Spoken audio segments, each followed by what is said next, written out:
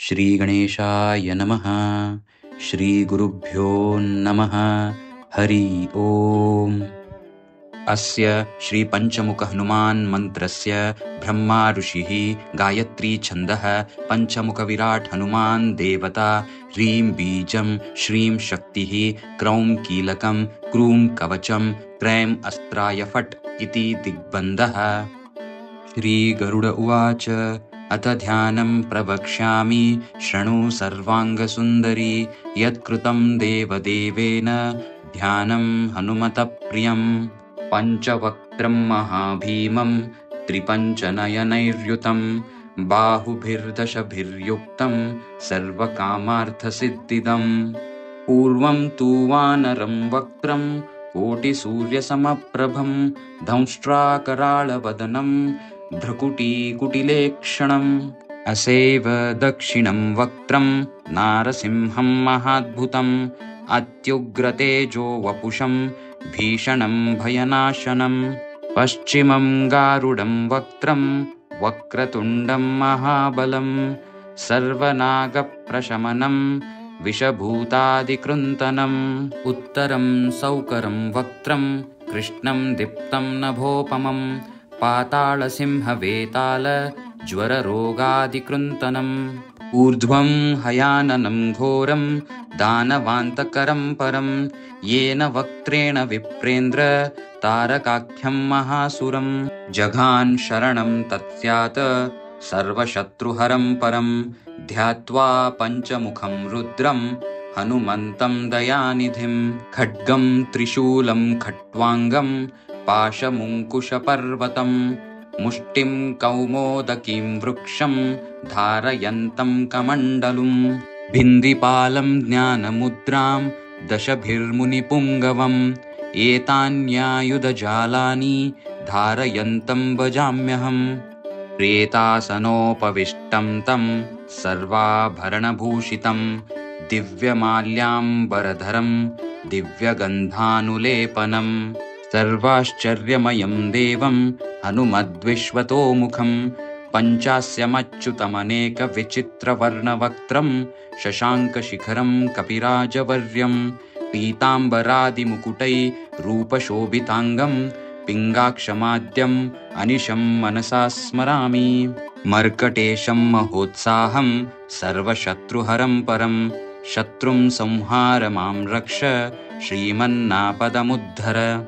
हरिमर्कटमर्कटमन्त्रमिदं परिलिख्यति लिख्यति वामतले, यदि नश्यति नश्यति शत्रुकुलं, यदि मञ्चति मञ्चति वामलता। ॐ हरिमर्कटाय स्वाहा। ॐ नमो भगवते पञ्चवदनाय, पूर्वकपिमुखाय, सकलशत्रुसंहारकाय स्वाहा। ॐ नमो भगवते पञ्चवदनाय, दक्षिणमुखाय, कराळवदनाय, नरसिंहाय, सकलभूतप्रमथनाय स्वाहा। ॐ नमो भगवते पञ्चवदनाय, पश्चिममुखाय, गरुडाननाय, सकलविषहराय स्वाहा। ॐ नमो भगवते पञ्चवदनाय, उत्तरमुखाय, आदिवराहाय, सकलसम्पत्कराय स्वाहा।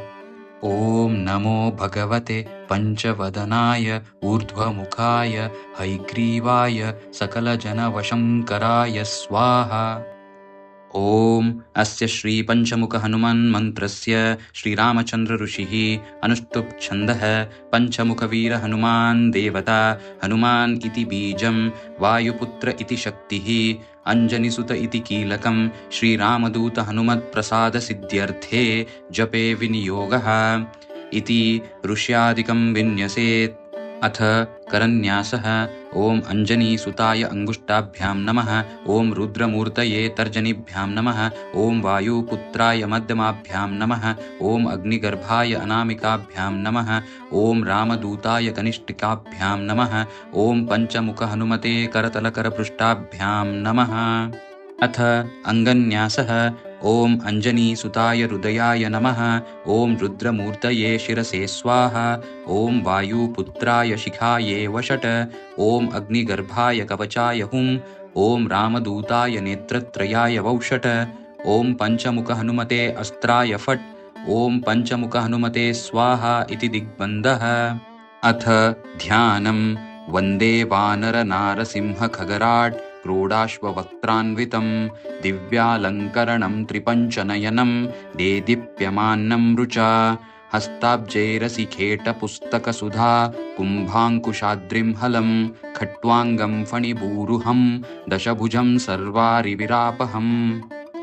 अथ मन्त्रः ॐ श्रीरामदूताय आञ्जनेयाय वायुपुत्राय महाबलपराक्रमाय सीतादुःखनिवारणाय लङ्कादहनकारणाय महाबलप्रचण्डाय फाल्गुणसखाय कोलाहलसकलब्रह्माण्डविश्वरूपाय सप्तसमुद्रनिर्लङ्घनाय पिङ्गळनयनाय अमितविक्रमाय सूर्यबिम्बफलसेवनाय दुष्टनिवारणाय दृष्टिनीरालङ्कृताय सञ्जीविनी सञ्जीविताङ्गदलक्ष्मणमहाकपिसैन्यप्राणदाय दशकण्ठविध्वंसनाय रामेष्ठाय महाफाल्गुणसखाय सीतासहितरामवरप्रदाय षट्रयोगागमपञ्चमुखवीरहनुमन्मन्त्रजपे विनियोगः।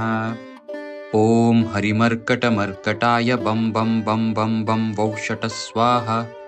ॐ हरिमर्कटमर्कटाय फं फं फं फं फं फट् स्वाहा। ॐ हरिमर्कटमर्कटाय खें खें खें खें खें मारणाय स्वाहा। ॐ हरिमर्कटमर्कटाय लुं लुं लुं लुं लुं आकर्षितसकलसम्पत्कराय स्वाहा। ॐ हरिमर्कटमर्कटाय धं धं धं धं धं शत्रुस्तम्भनाय स्वाहा। ॐ टं टं टं टं टं कूर्ममूर्तये पञ्चमुखवीरहनुमते परयन्त्रपरतन्त्रोच्चाटनाय स्वाहा। ॐ कं खं गं घं ङं चं छं झं झं ङिं टं ठं डं ढं नं तं थं दं धं नं पं फं बं भं मं यं रं लं वं शं शं सं हं लं क्षं ञं स्वाहा इति दिग्बन्धः।